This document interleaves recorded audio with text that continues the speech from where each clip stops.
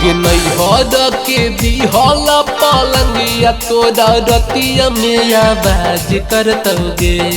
अगे नहीं हद के दी हला पलंगिया तोरा रतिया में आवाज करतोगे। अगे जब जब तोरा भतर छड़ी चढ़त पलंगिया तोरा चर चर करतोगे। अगे जब जब तोरा भतर छड़ी चढ़त पलंगिया तोरा चर चर करतोगे। अगे नहीं हद के दी हला पलंगिया तोरा रतिया में आवाज करतोगे। अगे नहीं हद के दी हला पलंगिया तोरा रतिया में आवाज करतोगे। अगे जब जब तोरा भतर छड़ी चढ़त पलंगिया तोरा चर चर करतोगे। अगे जब जब तोरा भतर छड़ी चढ़त पलंगिया तोरा चर चर करतोगे। चर चर करतोगे।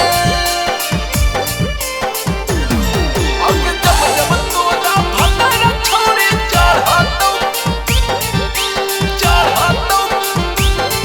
पलंगिया तोरा चर चर करतोगे। चर चर करतोगे। धर के कलैया तो ना कर दो शुरुआत गे। वही ठन छोड़ाए दे तो छोड़े वही रात गे।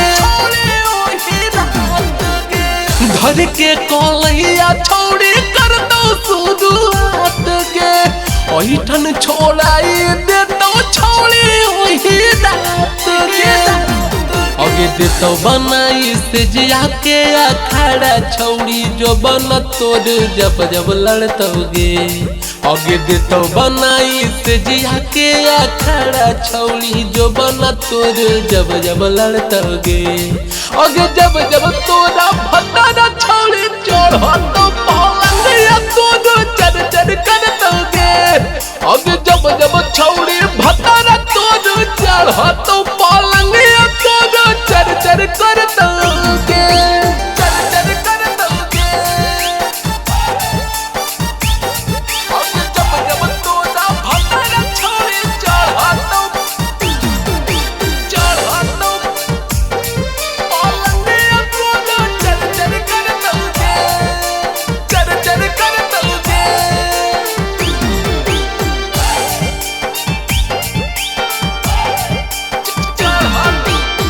तोड़ दे तो बाली चट जतो ठाली गे। गाड़ी चलाई तो छोड़े ओढ़ के नहाली गे।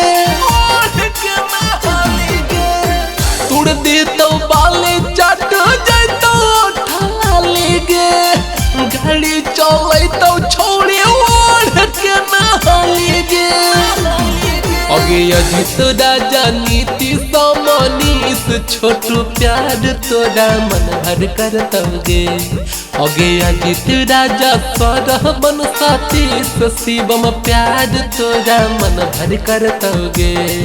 अगे जब जब तोरा भतर छड़ी चढ़त पलंगिया तोरा चर चर करतोगे।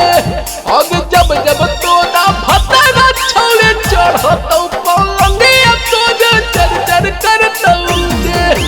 सवेरा फिल्म्स रिकॉर्डिंग स्टूडियो शाहपुर चौक देवन बिघा।